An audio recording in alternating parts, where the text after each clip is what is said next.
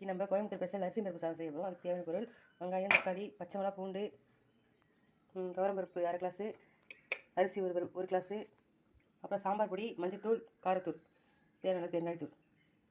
அரிசி பருப்பு ரெண்டையும் கொஞ்சம் நாளி நல்லா கிளஞ்சிட்டு ஊற வச்சுக்கணும். ஃபஸ்ட்டு ஊற வச்சுக்கணும்.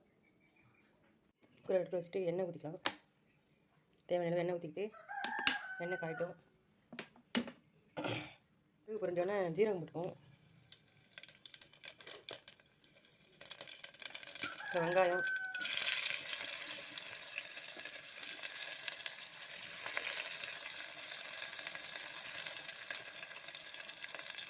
பச்சை மிளகா, பூண்டு எல்லாத்தையும் போட்டு நல்லா வதக்கிக்கலாம்.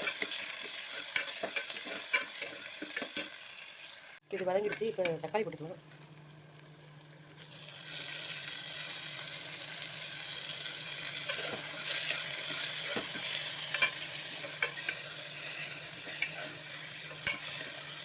தக்காளி போட்டு நல்லா வதக்கிக்கும்.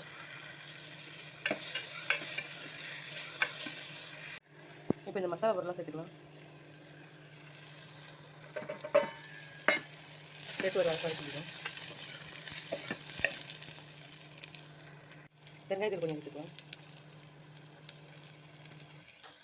தேவையான அளவு உப்பு போட்டுக்கலாம்.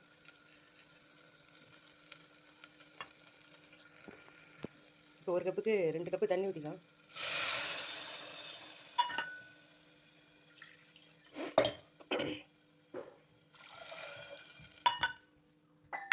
ஊற வச்ச அரிசி வண்டி அதை போட்டுக்கலாம்.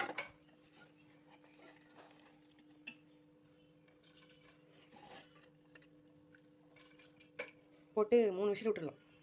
குக்கரை மூடி 3 விசில் வச்சுங்க. இப்போ ப்ரெஷர் இறங்கிட்டு நம்ம குக்கரை திறந்துக்கலாம்.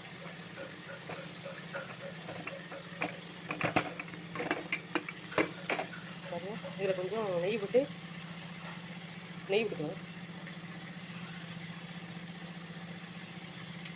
மல்லித்தழை கொஞ்சம்,